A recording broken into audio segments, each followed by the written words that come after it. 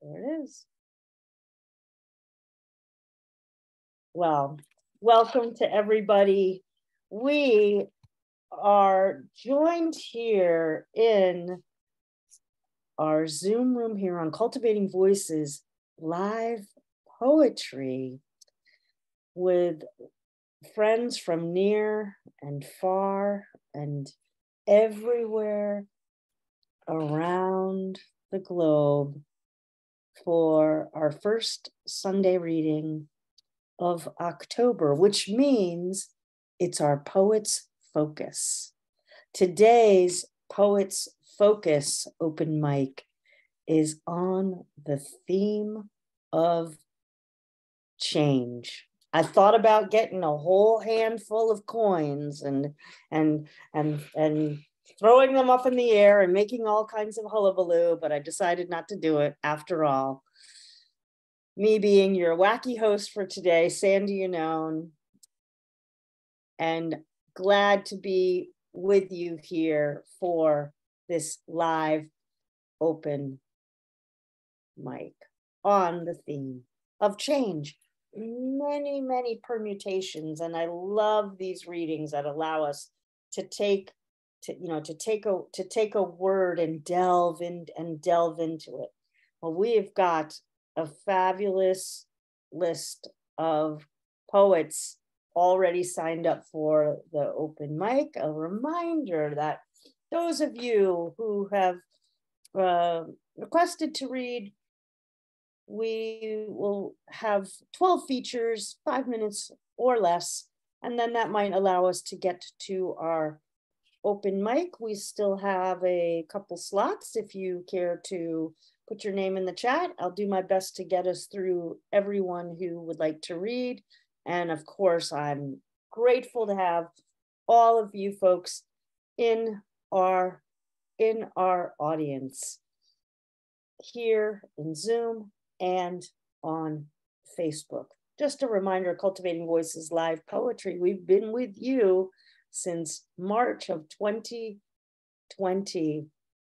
We began as the pandemic was shutting down all the in-person venues, and we've enjoyed our time together so much that we said, we're going to keep it going. We're just going to keep it going. And we now, on our Facebook page, where we encourage folks to post things about your readings, your books, and all things poetry, have 3,500 members who engage in a variety of different ways over the time. We come and go as we please, and it's always great to have folks that are with us regularly and who surprise us when they arrive after a hiatus. You know, we are always so grateful to see everyone. And let's get, as they say, let's get this party started. Let's get this party started.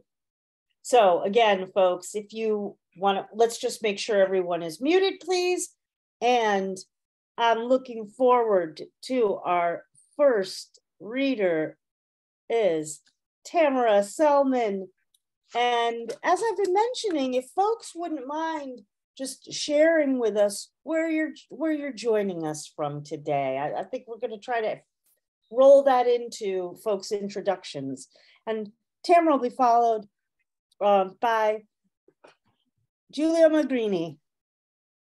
Welcome, Tamara. So good to see you.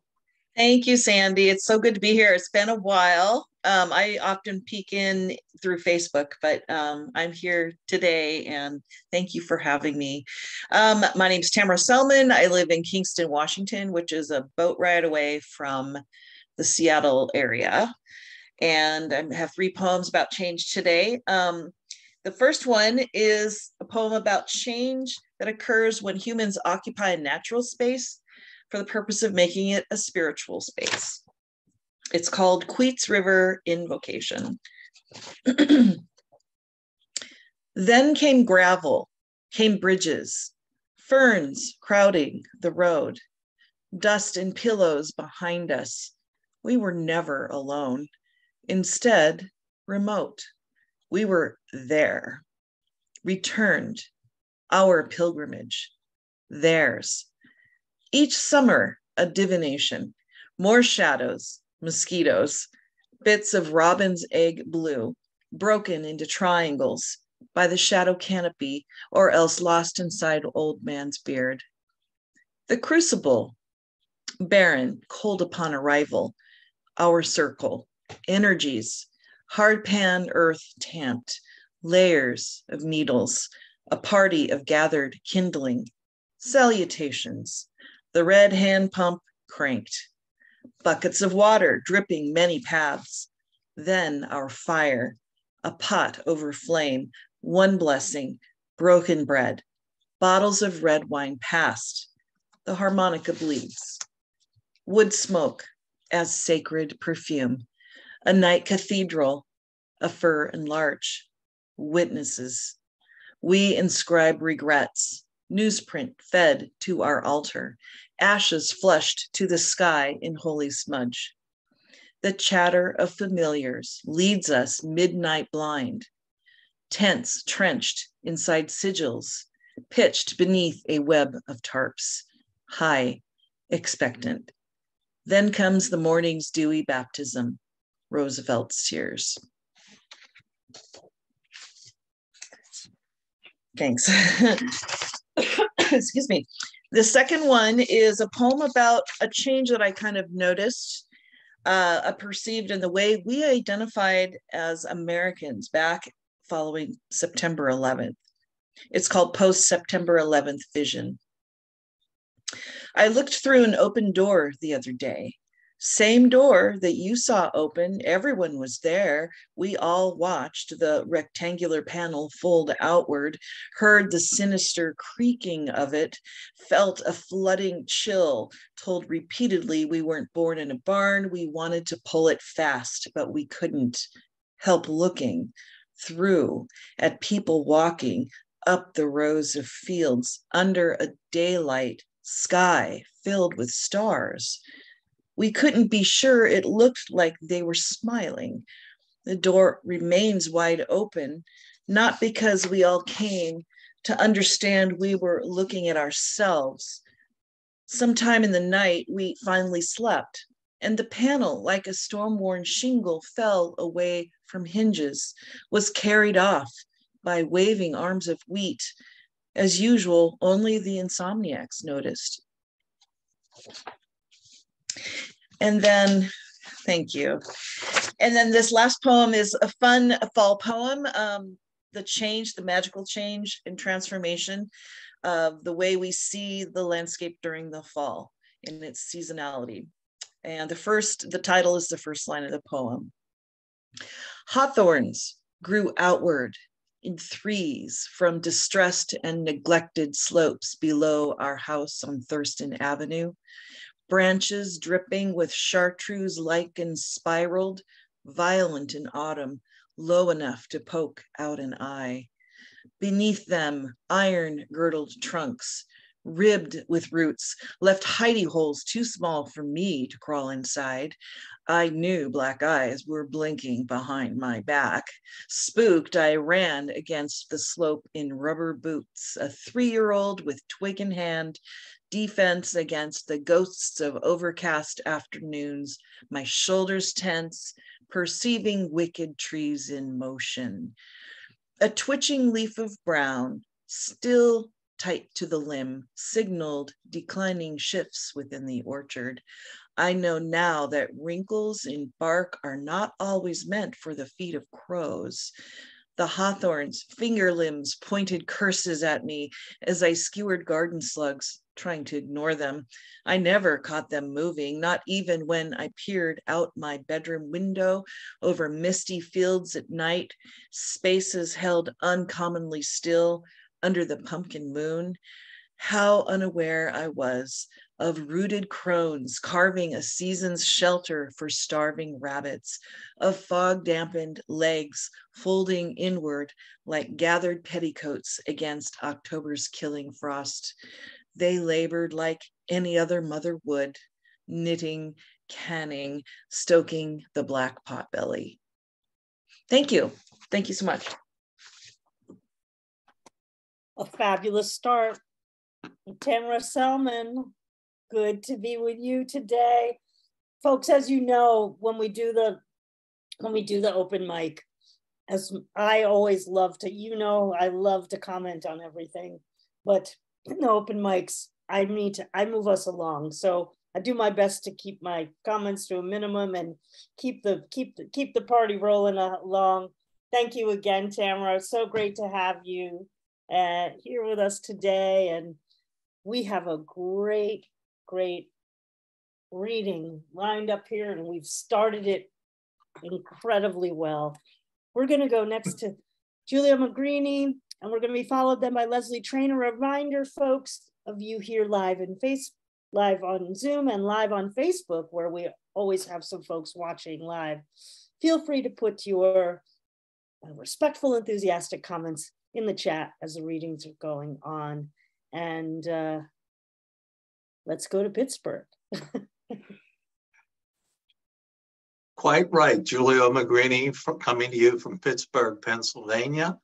And too many of my dear friends have been experiencing change through the loss of their parents. One of them posted a picture on their Facebook timeline, which you see before you. I wrote this poem in Italian, and I'll translate it for you, but listen to the sounds of the language. It's called Foglie di Saffarano. E le foglie di Saffarano, riflessa nell'acqua, aspetta con aspettativa per salire al cielo e cerca I loro discendenti in attesa non più qui.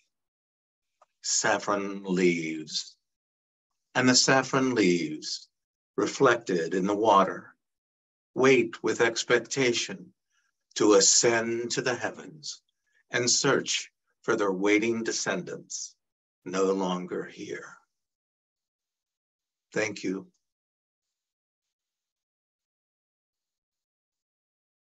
Thank you, Giulio Magrini. That is exquisite. And we always appreciate when we get to experience poems from the multilingual perspective. So thank you for bringing that perspective to change today. And I very much personally appreciate your poem. Folks, also a reminder before we go to our next reader, feel free to also in the chat be posting about your books, readings, reading series that you're hosting, to give, to share the wealth with everyone here in our studio here today. All right, we move on next fabulously to Leslie Trainer, and then we'll hear from Harvey Sauce. Hi, and I'm joining everybody here from the south of Scotland. I'm going to read from I call her my poetry sister, Saima Afrin, the most beautiful Indian poet who's now resident in the States. And this is from her collection, Sin of Semantics. And it's called A Fable of Rain in Calcutta. We are the memory of water. The rain inside us knows it has to return where it comes from. It tries to escape, rises and comes down in drops, over graves, moss-laden on the silent grass, guarding the feet of obelisks. The early morning light trembles, stands at the rectangular marble marked with Henry D'Orazio's name. A little stream sluices from the other two words like the tiny graves of children. Inside Park Street Cemetery, the fresh green trees, their leafy burdens over glassy streets. empty of wars, bugles, yuccas, soldiers, servants, epidemics. The rain-soaked windows blur the thick grey smoke rising from a stove somewhere in Little Russell Street, but there's no fire. Despite that, the wood belongs to it. It rains till the city disappears in unmarked calendars, faces, blind windows, trapped breeze, the red of buildings, tiles, roofs, all disappear inside a dawn that never saw its light. The thick carpets inside dark museums soak the blood and light of yesteryears, the ashen chandeliers, a charcoal sky underneath which statues and swords sleep alike. My face remembers what I look like before washing off its skin with warm rain and filling the gaps with flags that people in my time wore as talismans for the exorcism of rain, the mad dance in blood. Isn't she amazing? Truly spectacular, and I totally recommend the whole collection, A Sin of Semantics. And I'm going to read from my own collection, Daughters, Wives, Resilient Lives. And this is about my mother and her country ways and marking change. And it's called Hedgerow Prophecy. My mother tells me she feels a change in the air. She knows these things, and I should pay attention. The passage of geese tracks the seasons. She knows these things, and I should pay attention. A hint of coconut breathed over the moor, the start of spring. When cows lie down to chew the cud, bring your washing in. She knows these things. I should pay attention. Rain always comes from the west. Sea fret gathers before Arran. Eaglesome moor pulls it down. Soft rain soaks you through. Maize rain nourishes the skin. She knows these things, and I should pay attention. Headaches and curdled milk herald a summer storm. Early rowan berries profess a hard winter. She knows these things, and I should pay attention. My mother feels a change in the air. I pick bounty from hedgerows, preserve it for dark days, and watch geese leave. Thank you.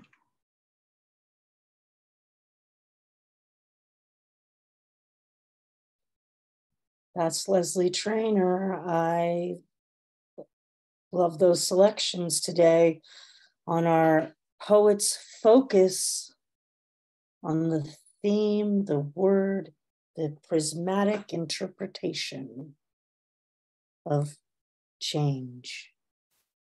Thank you so much, Leslie. My heart is with you. My heart is with you. Well, next we'll hear from Harvey Sauce, followed by Kim Ports Parsons. Oh, Marion next after. Oh, Marion's that. next. Oh my Sorry. gosh, Marion, excuse me. I jumped a line on my little list. I jumped ahead of myself. Thank you.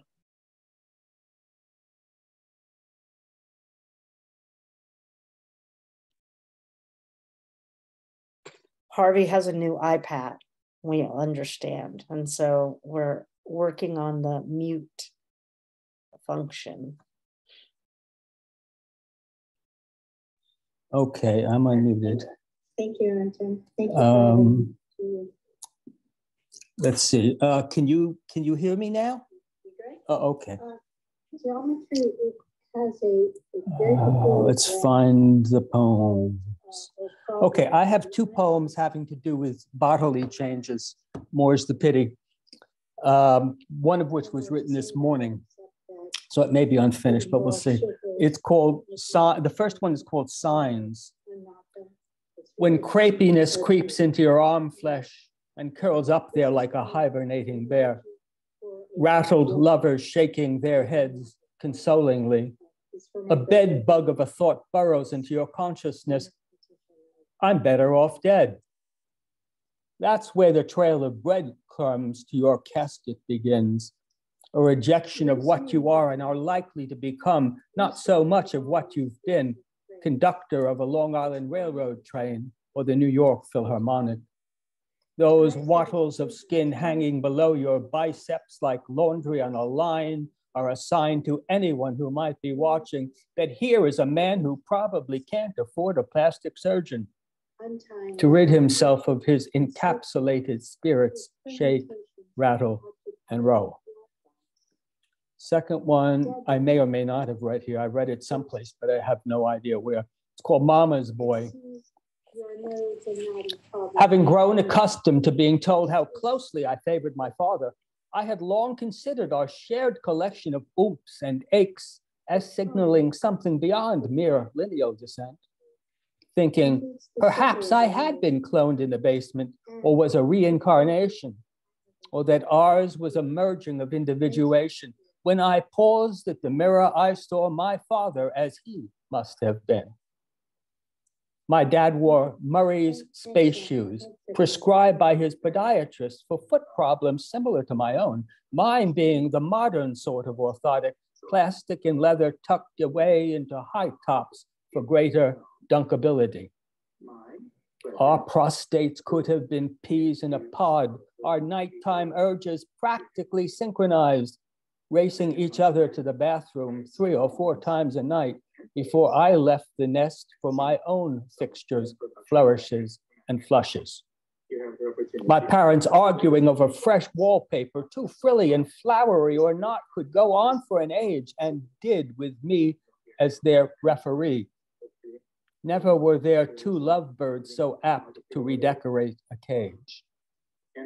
I had his face, everyone said so, sporting my father's full head of hair, which I combed into a matching pompadour, a man's answer to a woman's beehive, dabbing a little spittle here and there to keep it in place. If not quite the son of God as my mother sometimes chaffed my father, then most assuredly that of my father, his hair, face, feet, prostate, spitting image if ever there was one, and certainly proud to be his son. So it was with more than a bit of surprise and no small degree of consternation that this morning it was my mother, fairest of them all, preening in the mirror, with me not so sleepy-eyed that I could have mistaken him for her. My father's influence having somehow slipped, having been eclipsed by that of my mother while I lay sleeping. She caught me off guard with her mousetrap grin, as if to say, gotcha now. Forget those pixelated clots of male bloodlines so passé. In the big picture, it's your mother you most resemble. Veni, vidi, vici. The damp mirror after I showered corroborated the dead woman's testimony. Peaky blinders with which she had faced down 2 open heart surgeries, getting the better of both of them, blinked back at me. She who had birthed me appeared to have taken control, seated comfortably on the genomic iron throne. Having been dispossessed of my father's face, possession having been ceded to his wife, was I in danger of becoming a she? A softness had settled around my eyes, squatter staking its claim. I made a conscious effort to roughen plain edginess of my viewpoints, practicing a stern look befitting the son of a hero of Anzio, El Alamein. And still I was unsure of what the future held for me, whether I would reflexively answer when asked what my favorite number was, Chanel number 5. Would my girlfriend share makeup tips, go shopping with me for a man bra? I was flummoxed. Who could I discuss this with? Close friends and colleagues never having given the least hint of having recapitulated their mothers. For all I knew, I was alone in this, facing the loss of face in the eyes of others. My demeanor hers, not his, as if some lighthouse keeper had flipped a switch, a fresh cunning lurking lared behind the eyes of my father's son, fixing me with a more youthful stare, my mother being the younger of the two. A certain wariness crept in. No question a sea change was taking place, leaving me more likely to be chucked by babushkas under the chin, telling me how sweet I look as grandaunts did my mother even as she turned 60. Reluctantly, I surrendered to matrilineal aspects of myself I had never noticed before, making the best of it, a mother's boy cursing Ancestry.com for not having foreseen this in its mail-in spit test. I spat Rumpelstiltskin in the face of fate, thinking to reverse the spell, reinforce my father's influence. No dice. More and more convinced I was an agglomeration of sugar and spice and everything nice. A cute little poem, that. Apparently having been bewitched in the womb. Mother, mother, what have you done? Where once I had been accounted as handsome a fellow as my father, now I most resemble you, my mother's son. Thank you. The sea reaches to embrace an island within them. Thank you, Harvey Sauce. And we have heard the poem before, and I appreciated hearing it again. I just like to let you know that it's always great. I am one to hear a poem many, many times. So I love the poem, and I'm glad to have heard it again. And thank you very much. And welcome. The new iPad has now been officially the champagne bottle that has been cracked on it. And we have read the poetry here on Cultivating Voices successfully through it. Thank you again. Well, so thrilled to welcome back dear friend Marion Lovett, and then we'll hear from Kim Ports Parsons. Sandy, Kim, Don, everybody, it's just a pleasure again to be here, broadcasting from Sligo in the northwest of Ireland. And it's a county that has long has had associations with poetry in particular, I guess, because it was a favorite place for W.B. Yeats, and so many of his spots are still there to be visited. So the poem I'm going to read this evening is called Portrait.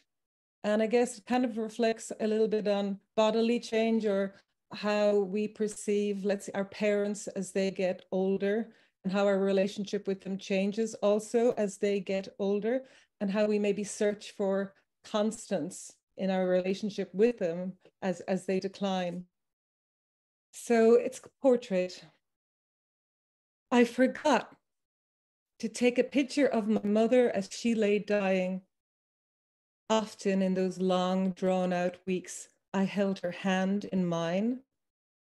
It was limp and wrinkled, blemished with brown spots, nails brittle, fingers gnarled, her knuckles swollen with big knots. But her touch was just the same as when she twirled the hair of childish me, stroked my forehead, or placed her hands protectively upon my shoulders the day we stood together with the bishop for the confirmation photo. And the fingertips felt and smelt just like when she handed me the segment of an orange at breakfast and the juice dripped down and I'd licked her fingers, because in childhood, well, that felt the same as when I licked my own. On her deathbed, the gold band on her ring finger was all worn, and months before she died, she'd said, "You'll have to use some soap or Vaseline to get that off me when I'm gone."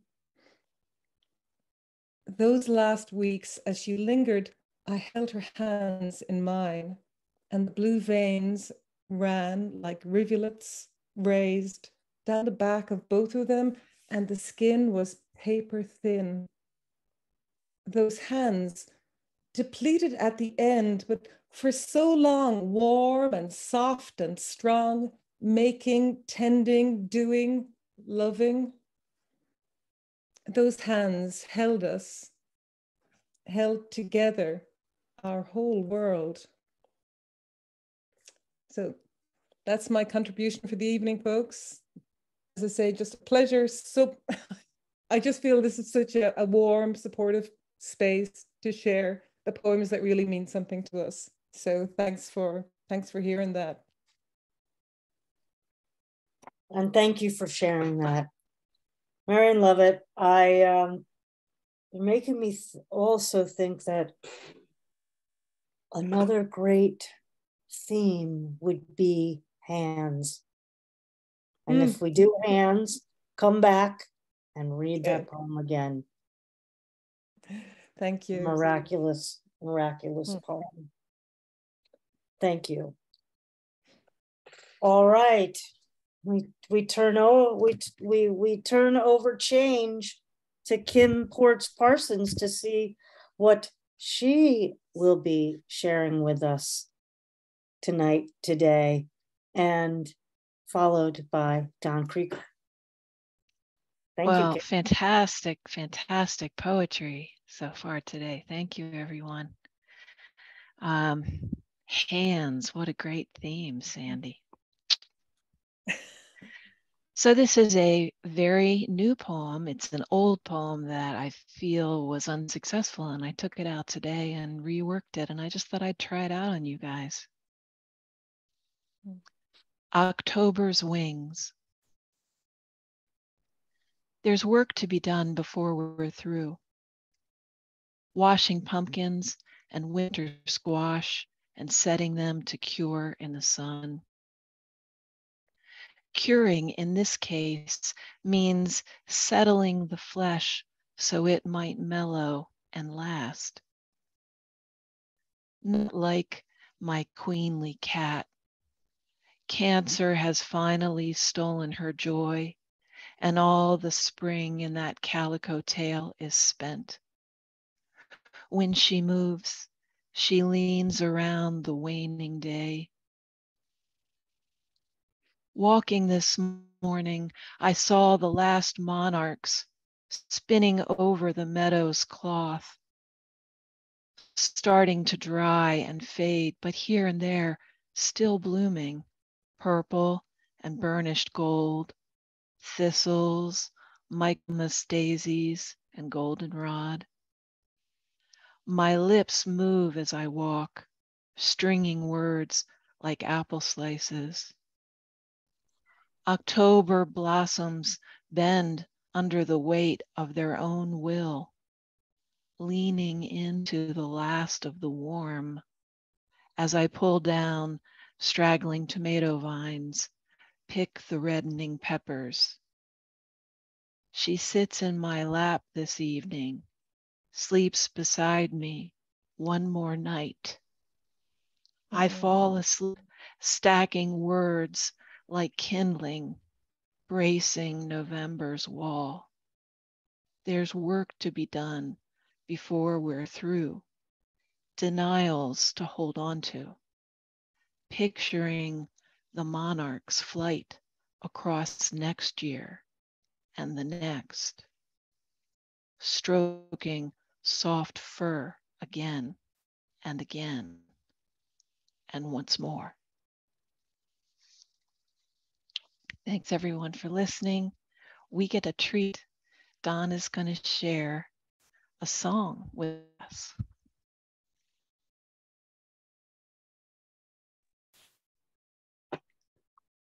Thanks, Kim, and thanks, Sandy. I'm going to read something briefly first. Long time coming. Both these pieces are from the 1960s, and this one is about change that hasn't happened. Long time coming. The house fires were always in Colored Town. Dad called them less fortunate. We were cold and hungry too, but different. We were meant for college. The missile crisis came. Castro had nukes. Bombers flew over every few minutes.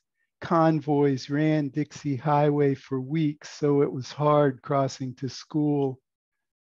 We had no basement for shelter. I dug a hole in the yard one time. It filled with seawater. We were drilled in class, marched to the closet to cower. When Nixon got in, I was terrified, thought he might use nukes in Vietnam, burn everything clean.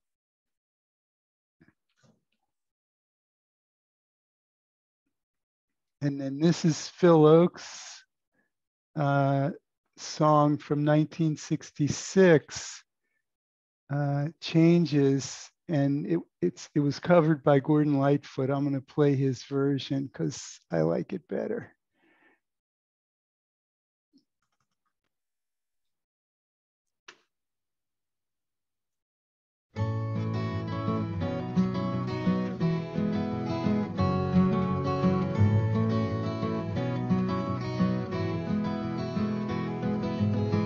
Sit by my side, come as close as the air, sharing a memory of gray, and wander in my words, and dream about the pictures that I play, of changes. Green leaves of summer turn red in the fall, to brown and to yellow they fade. But then they have to die, trapped within the circle time parade of changes.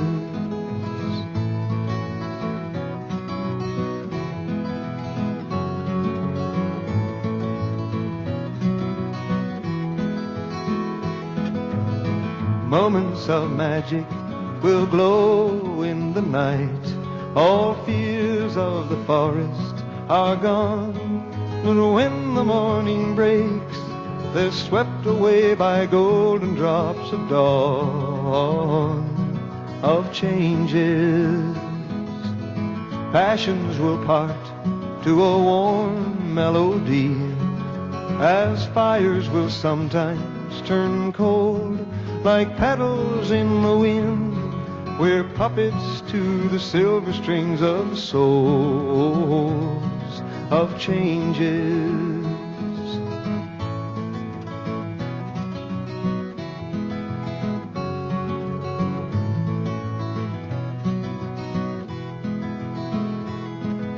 Your tears will be trembling, now we're somewhere else. One last cup of wine we will pour. I'll kiss you one more time and leave you on the rolling river shore of changes.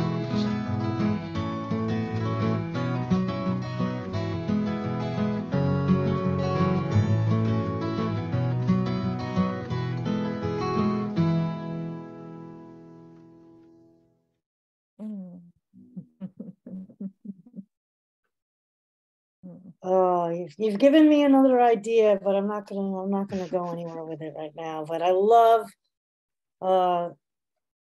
first of all, I love Gordon Lightfoot. That's John Krieger sharing his own poem and the music of Phil Ochs as played by Gordon Lightfoot. And if you're not familiar with Gordon Lightfoot's work, he's a wonderful Canadian singer-songwriter, probably sang one of my favorite songs about a shipwreck, The Wreck of the Edmund Fitzgerald. Check out Gordon Lightfoot. Maybe I have a DJ gig in my future here.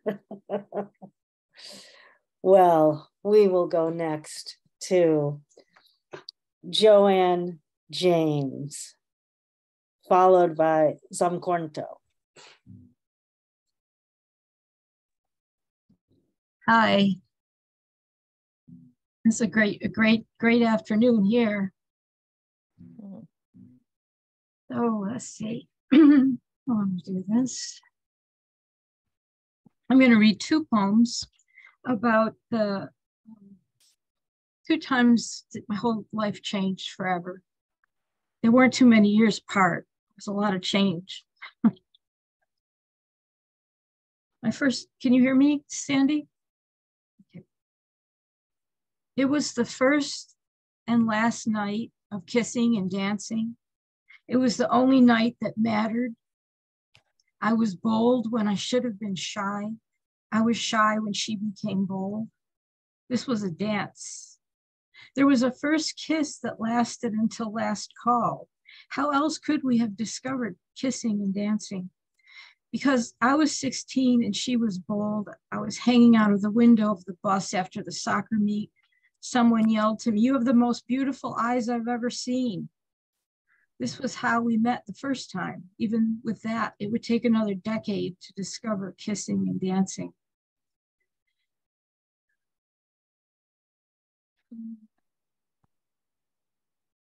My other poem is called, is about the earthquake in Loma Prieta earthquake, which was on October 17th. So every October, I think about it. I wrote this a little while ago.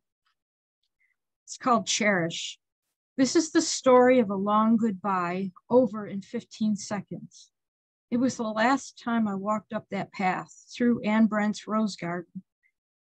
I wore white sheep pants and Chinese red socks, a stethoscope in the pocket of my cheap white lab coat.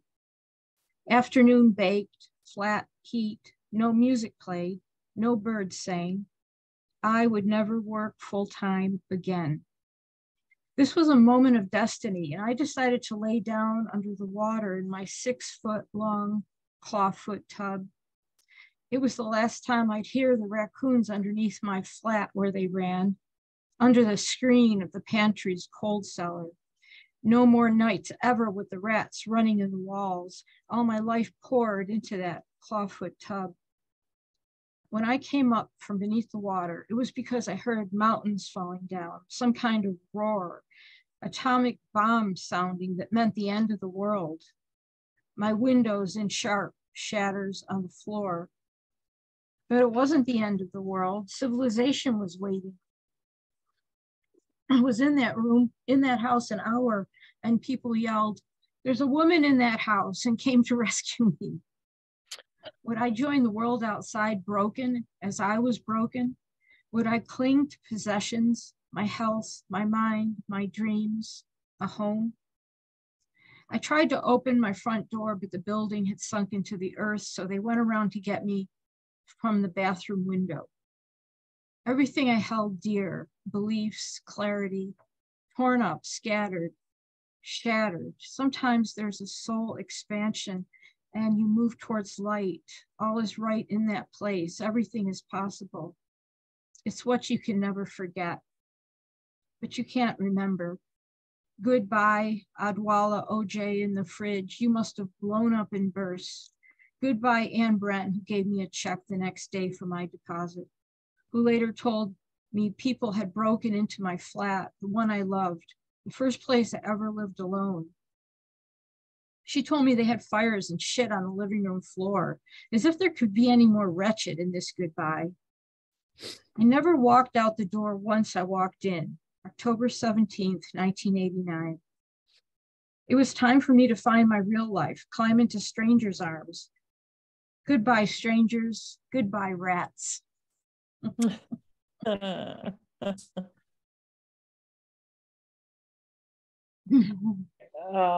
Thank you so much, Joanne James. And, Kim wrote in the chat that it's so great to be having our beloved friends that have read months past and have rejoined us today on this theme of change. And it's always a pleasure to have you come and read with us. Thank you so much.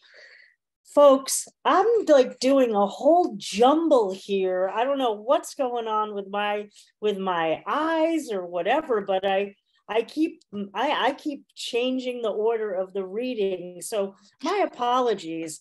next is Svongo, and then we'll be followed by Jennifer Elise Wang. So Mkhonto, you're a little bit later in the meeting. Hi, Sandy. Thank you very much. Great to see you. Great to see you too. So yeah, I have 2 poems for you tonight. One is the first one is from my first book, Trials. The other one I just wrote when I got into the Zoom meeting. So yeah, this one goes like, in the face of death, I wake still, seeking immortality, torn pockets, hope I lose not. If I dream it, I can have it. Depression, my daily adversary. I pray I win, but without action, that prayer is pointless, like Zimbabwean protests. The last poem, this one, that one was titled Pointless Prayer. This one is untitled. Goes something like this. You better be militant when it comes to your betterment. Don't let them tell you who you are. Be yourself. Be the love, be the joy, be the change you want to see. It might be true. Loose lips sink ships, but be aware that the power of words isn't destruction, it's creation. Words create walls that breed destruction. Your vocabulary is the key to your reality. Change that and watch nature render your dreams right in front of you. Thank you very much. Wow. Just wrote that. You just wrote that? That's amazing. Thank you. Thank you so much for being here. Wow. I'm just like blown. Whoa. Amazing. You know, someday, well, this is my day to have lots of ideas, I guess. Like, yeah, maybe someday, like we should do like a writing challenge or something like they do on some of the other different platforms, where we put the theme up and like an hour before and let everybody read, and then come and read what they've read on that theme or something. Thank you so much. We've just got such amazing permutations on change today. And if you're just joining us or listening in on Zoom or watching the recording, a reminder that you are with us here on Cultivating Voices Live Poetry. It's our Poets Focus open mic on the theme of change. And we'll move now over to Jennifer Elise Wang, followed by Ann Tweedy. Great to have you here, Jennifer. Thanks for bringing your work, as always. Yeah, I'm glad I could join. So I decided to interpret the theme as being more fall related, because it's finally feeling like fall here in Dallas, Texas. So the first one is a haiku I wrote recently. Dark descends sooner, bringing a chill with the wind. Pumpkin spice returns. Dark descends sooner, bringing a chill with the wind. Pumpkin spice returns. And my second one is an older poem that I wrote it was for the Balticon Sci-Fi Fantasy Contest, and it got honorable mention and then ended up being published in the Gunpowder Review. It's called Wolfman. It's not about the sharpened teeth and vision, senses honed for killing. It's not about giving in to the crunch and snap of bones that lower a man to the ground from whence he came, the basis for existence. It's not about the sensations inexpressible by the human tongue, feelings he lets out freely in a long howl at the moon. For me, the change is about poetry, bringing words to my colorful world. It's about the crack and the stretch of joints and ligaments that puts me on a higher level to stand tall and proud. It's about the mind, logic trumping emotion, conscience overriding instinct, being conscious of being alive, of being human, for these few days anyway.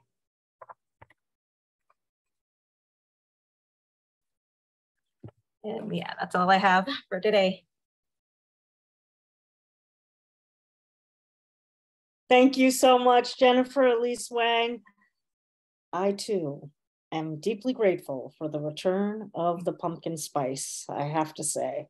Fabulous. I love hearing a great haiku on the theme of change. Well, next we get to go a little north from where Jennifer is to reconnect with our fabulous friend, poet extraordinaire, Ann Tweedy. Great to see you today. Thank you. I'm thrilled to be here and listen to all this beautiful poetry. Want to acknowledge I'm on the unceded lands of the Yankton, Santee, Ponca, and Omaha peoples. I have 3 poems, and this first one, Flights of Fancy, is older, and so the situation it's about has improved. Flights of Fancy. My mother sent me and my son Valentines. Mine was an Apache blessing, green letters embossed into blue. His was pink with a blue high-top sneaker in the middle. They both had handwritten notes with winged hearts drawn in blue. Mine said, when she saw the card, she thought of me. His said, how very much Grandma loved him. The cards arrived only a few days late. He said he wanted a toy in the mail instead. But I thought of my mother all those years in the house I grew up in, barricaded by piles and piles of boxes, newspaper, mail, not venturing beyond the yard's perimeter for months at a time. Later in elderly housing, paranoia about neighbors spraying her with Raid, swirling like a cloud of insecticide. All those years, only an occasional card with a to and a from, sometimes one cramped sentence. Her mother had been so critical of her writing as a child, she said, that she could barely write anything. It was one of the moments I knew I was lucky, had been spared something. Now, moving around the homeless shelters of Boston, Cambridge, Waltham, months at a time in each, if the rules agree with her, which is rare. Finally, at 76, her heart has grown wings.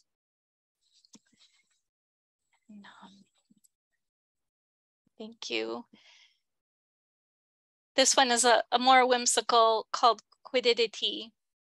I've done the genetic tests, traced my origins to Northwest Europe, the British Isles. No real surprises, though I'd wanted to be more Scottish, more mystical Celt than blunt German.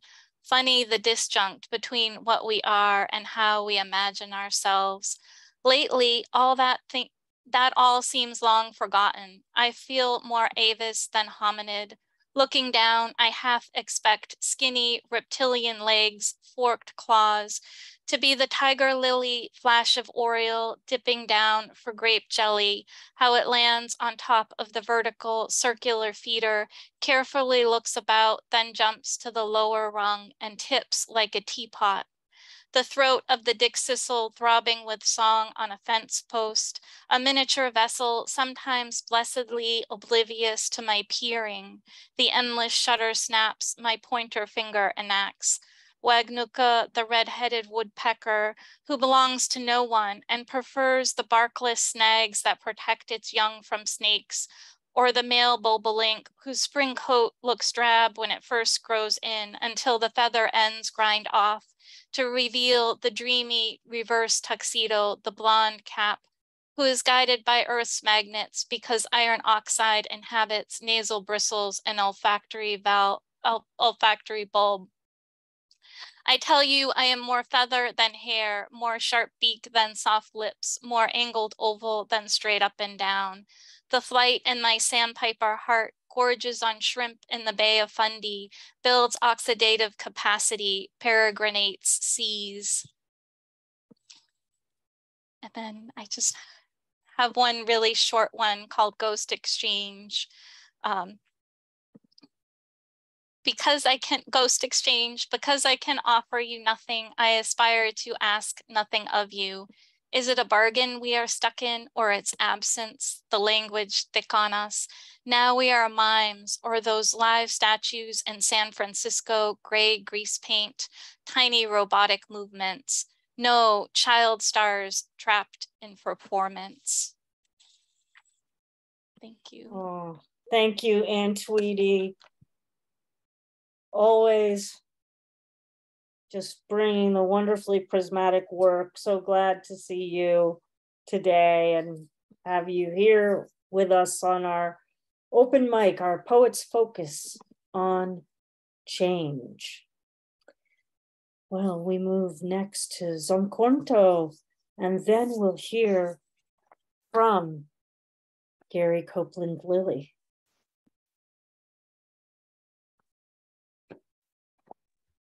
Hello, everyone. This is untitled. Pep talks in the ghetto are not usually pep talks, but trauma dumps, towering giants crumbling like sawdust upon the heads of their sons.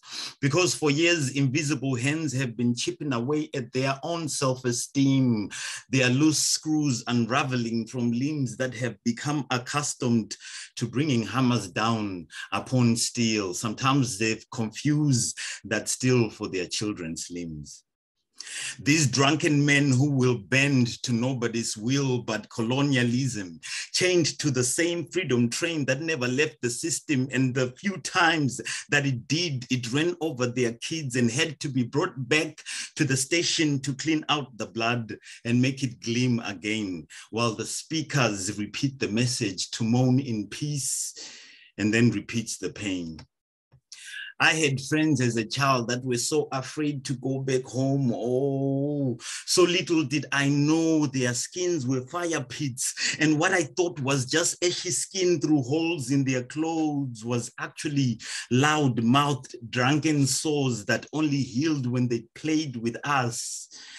But that when they started walking home again, those same sores filled afresh with pus. Now I know why they never spoke much. We did not know why they withdrew from touch, so we left them out of tag teams. But if I had the means today, I would seek them with a Midas touch, turn their smiles to gold, because oh, so rich they loved, how rich they loved in paragraphs. It is a hard thing as a child to watch another child be sad. So together we prayed for change, every chance that we had. Change for hot buns, change for ice cream, change for movies, change for dreams. But man is a different kind of misfit. We know when to change a tire, but if our own communities are losing air, we puncture their lungs some more, losing all desire to breathe as one. Then sit back and watch drunk fathers dump trauma upon the shaved heads of their sons. And from across the street, adding to the speech that pep talks in the ghetto are meant to be angry. Because God damn it, we are angry that we could be such happy people and yet the world sees only our ugliness. So we start hammering away at any love that stammers into our day, walking past storm mirrors, wanting our face to change. Because every inch of darkness is its own bout of pain. But oh, colonialism did a number system on our relatives. Some left for South Africa and came back as shimmering corpses that tell no single story of where they have been. And what you do not know is that this is the first time anyone applied anything to their faces, covering their knife scars that peer through the balm, looking calm, but you know their life was rough. Knowing they wanted it all to stop, because you can see that the knife scars are not just a gang of rivers flowing to nowhere, but that there are paths where they trail off and disappear, a change in the tide. So we just lean over their graves and throw some change inside. Watch it land on rose petals and wish those metal round pieces of miracles by them land on the other side. Thank you.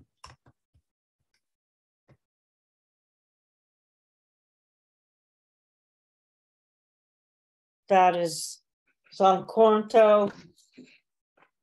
Just incredible to listen to your contribution to our theme today on change. Our poets focus on change. The work today is just, I love this poets focus today. And I have no doubt that our final poets coming up are going to add miraculously to this cornucopia of change through poetry that we're hearing today. Next, we will hear from Gary Copeland Lilly, followed by Linda V.F. Crawford, and then we'll head to the waiting list for the open mic. Welcome, Gary. I'm so glad you're here today. Hello, everybody. Glad to be here, really. I'm going to read, this first poem is one that, well, I'm reading new stuff. Road disappears in California for my dead younger brother. There he is, he is there, my dead younger brother, on the street of Los Angeles, where you sometimes unrolls his sleeping bag.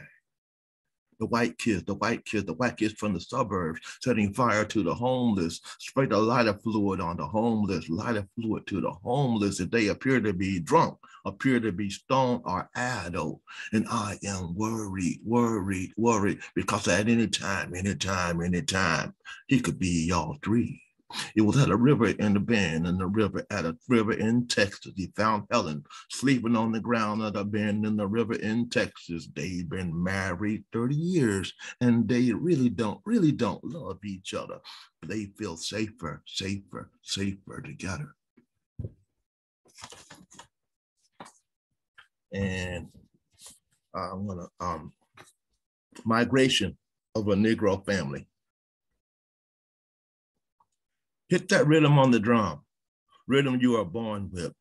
Eternal Jim Crow can't douse fire in a wood stove, nor grandma baking bread every breakfast. She raised her children, regulated the heat. Husband long gone, the peg-leg man, 38 snub nose tucked in his waistband. A logging road beside a lazy Blackwater river. Blind uncle sits on a cypress stump, listen to his hounds sing as they run.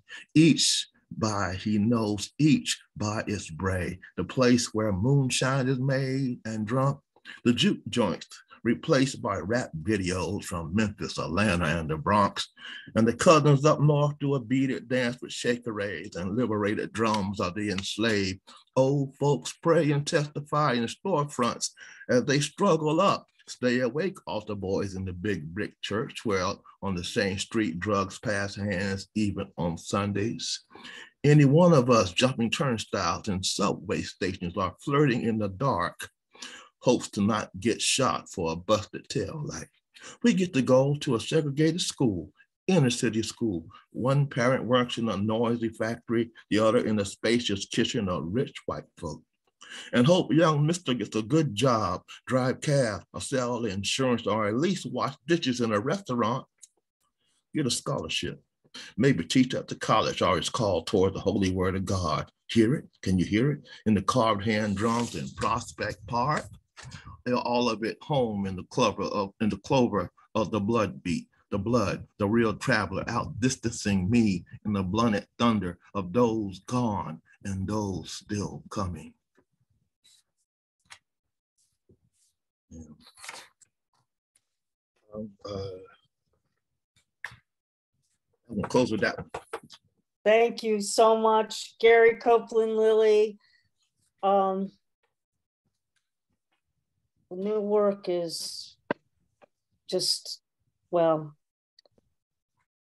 I can't wait. I can't wait for it to be distributed and published everywhere. And I'm so grateful that we get to hear it here on Cultivating Voices Live Poetry.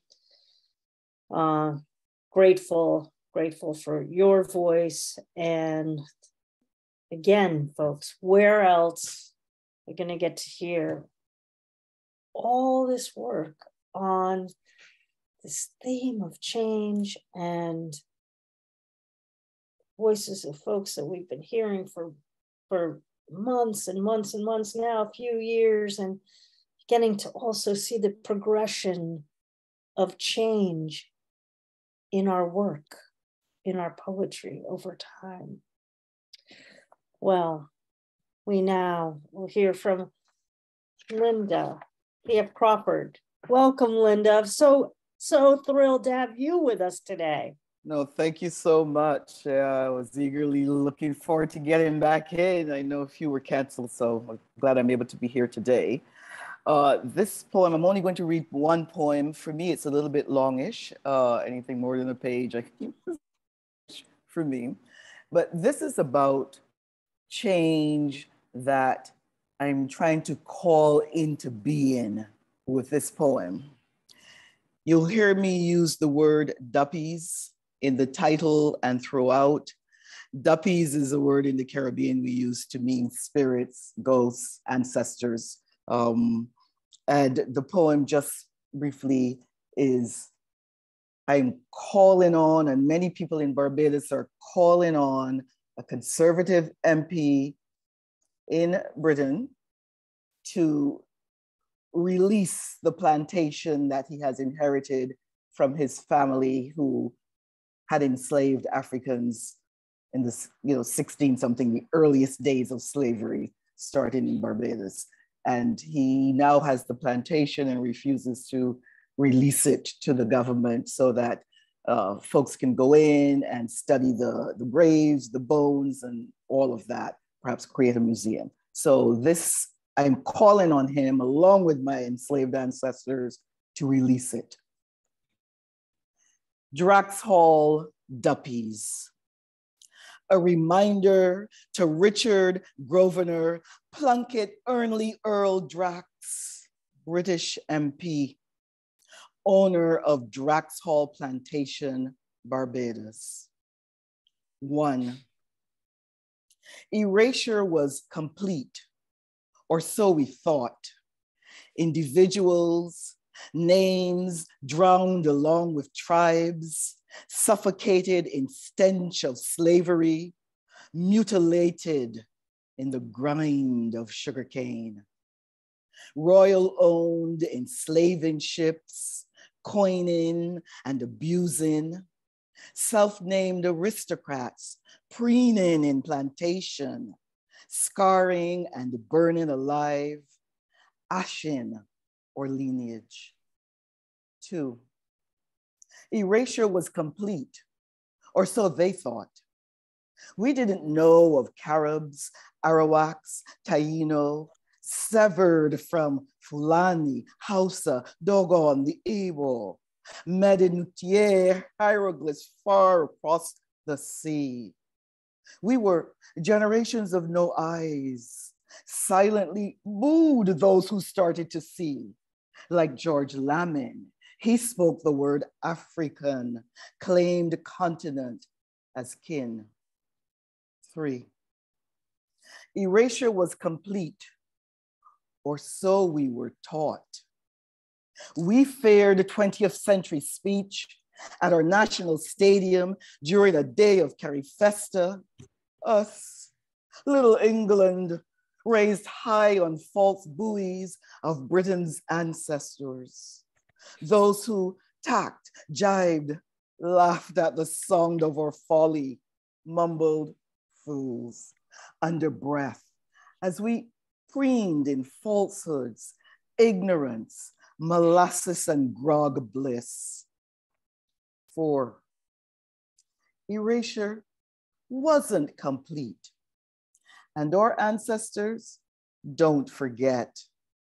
We may have stiff upper lipped the whole, dark plantations, weighted heavy with power, breaking bone, drawing blood, burying blood. Not anymore. We honoring forebears in public places, names known, Bussa, Clement Payne, some lost. Our duppies are churning under sugar cane. Hundreds roaming the place, they're holding history. Walking Obia, marking that trail from plantation to parliament and back. Was I used It has nothing to do with me. All that family history, you're James Drax, Prince of Barbados, 600 acres, 300 Africans first time out. Here was say, Lord Richard, we coming for you. Remember, you can't rub we out. Erasure done. Thank you.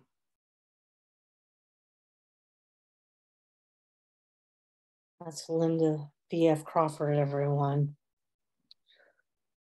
Thanks for sharing that poem. And I'm absolutely astounded by the work that has emerged today through this reading. And I think we might have to have another reading on change, because what it's evoking and encouraging folks to share has just been really quite incredible to be in conversation with each other.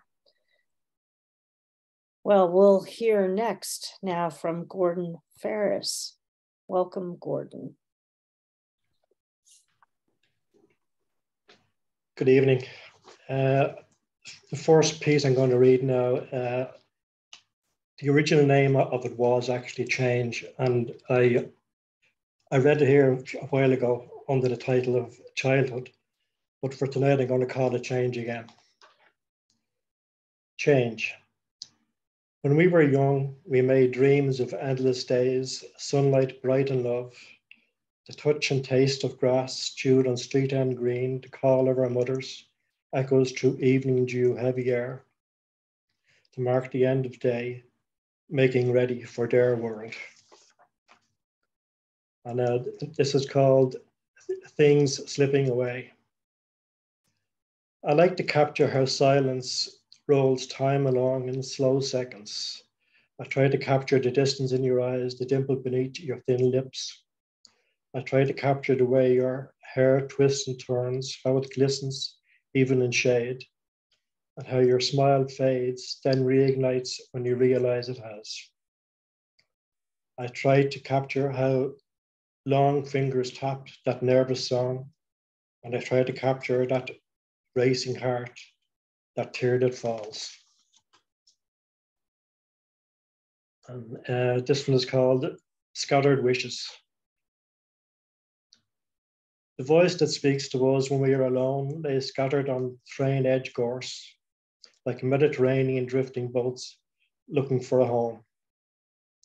You see a stranger's face, stoop your head to gaze, then run to cut your hair to try and hide your ego.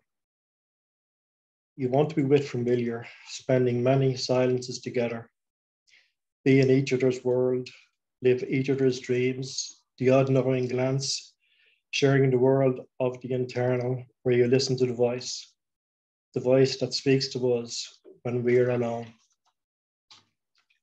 And this one is called Who Are You? No One Special. Through the lace curtain, I am invisible to the world. I am a mirror looking out, apart, safe from being judged. From the outside, movement can be seen, sudden movement, heads turning. Does anyone really care who we are, what we say? They just nod, go on their way. Before I walk into a room, I freeze, move on past, pretend to myself I made a mistake. The fear wasn't real. I just walk on around the block, shake off the cobwebs of doubt and ask, why would I be noticed? No need to plan every word in advance or anticipate the answer. No, this doesn't make sense. Life is never that predictable. No one is going to notice you. Why would they? Who are you? No one special. And I'm going to finish with a poem that I get a bit nervous reading this poem because it's a little bit mad, you know. It's called Strange Dream of a Night with the Goat Man's Daughter. One Sunday morning in an unfamiliar place, a strange, beautiful face lay sleeping beside me. Blank space following me that I can't seem to fill. I throw my clothes on silently, go outside for air to see where I am. A car pulls up with a goat in the passenger seat. Bearded driver tips his hat and says, "Welcome to this town, and what part do you hail from?" I wipe my eyes. Is this real, I think? Why is there a goat in your car? I wondered out loud. Because it's too far for him to walk. Why else, he said, as if nothing was out of place. So, what townland do you hail from? I'd like to know, seed, breed, and generation of the man who lays with my daughter in my home. Had I defied space and time, he spoke like one from a different time. Was I somehow still in a deep sleep, unable to wake? Will I come around now, dripping sweat? That's it. Thank you. Thank you so much, Gordon Ferris. And I'm going to close out our reading for today with a very short poem on the theme of change from Boats for Women, a poem called Phlebotomy. Then there's the matter of change in my pocket. The phlebotomist pushing up my sleeve for small talk, familiar auburn hair, the medicinal swab before the needle pursues the vein, insists. The cuff monitoring my pressure constricts. A woman's February hand surprising my upper arm in the throes of street night. Just outside the reach of headlights, we kiss. Arm goes slack, needle pulling away. Change falling to the September tile floor like February snow. The phlebotomist picking up my swooning coins, returning my arm to my sleeve. Well, that is our amazing reading today on the theme of change. What an incredible constellation of work and voices that we were so fortunate to hear today. And let me remind you of all the folks that we were able and honored to hear today. We began at the top of the hour with Tamara Selman, followed by Giulio Magrini, Leslie Trainer, Harvey Sauce, Marian Lovett, Kim Ports Parsons, Don Krieger, also sharing our musical interlude by Gordon Lightfoot singing the work of Phil Oakes.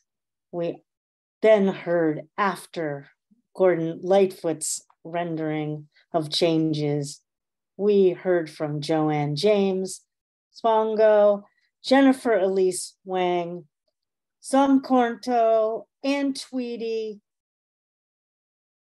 Gary Copeland Lilly, Linda V.F. Crawford, Gordon Ferris, and a wee poem from yours truly. Let's take a moment to unmute ourselves and show our appreciation for all the voices and everyone in our audience today. Yeah. Thank you, everyone. Thank you, everyone. Fantastic poetry today. Thank you. Really terrific. Thank you. Well done, all. Love to everyone. Mwah. Thank you. Beauty, beauty. We appreciate Thank you. everyone being here in the audience Beauty. and all of the poets that read today. I want to Hey, remind Kate. you all of our next reading will be next Sunday. It'll be our new books showcase. That's our second Sundays of every month now, followed by our wild card open mic, the third Sundays.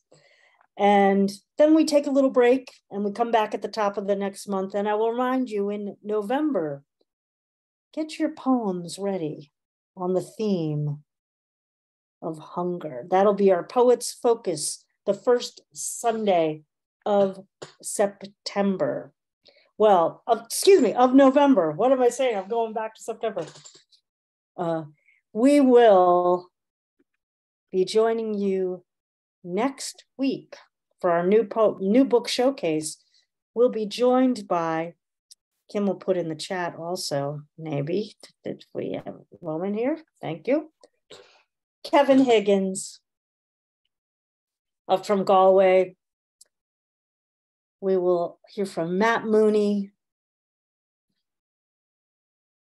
Andrea Dweekin will be joining us also. And where's my fourth poet? And Kashiana Singh. Oh, Kashiana! How could I forget? Kashiana Singh will be joining us. Oh my gosh, thank you very much.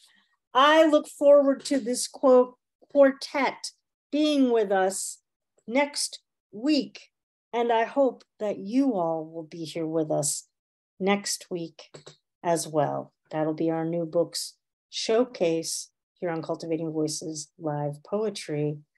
Again, we couldn't do it without Don Krieger and Kim Ports Parsons, my forever gratitude, as well as for each one of you who come to read and listen and or participate, whether that's listening through Zoom on the recordings and or posting on our Facebook page.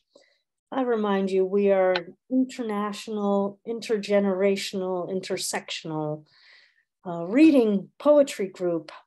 And it is my great joy, honor, and privilege to be your host on these humble Sundays when we join to listen to just the most astounding poetry that I really gotten to hear my whole life. Where have I ever been able to go to readings like these? Well, until next time, my friends, I encourage you all, of course, to be safe out there, take very, very good care of your beloveds, and continue to embrace, reflect, encourage, work toward, demand change. Demand change. And until next time, keep writing those remarkable poems. I'm Sandy Yanone. Be well, my friends, and we'll see you next Sunday.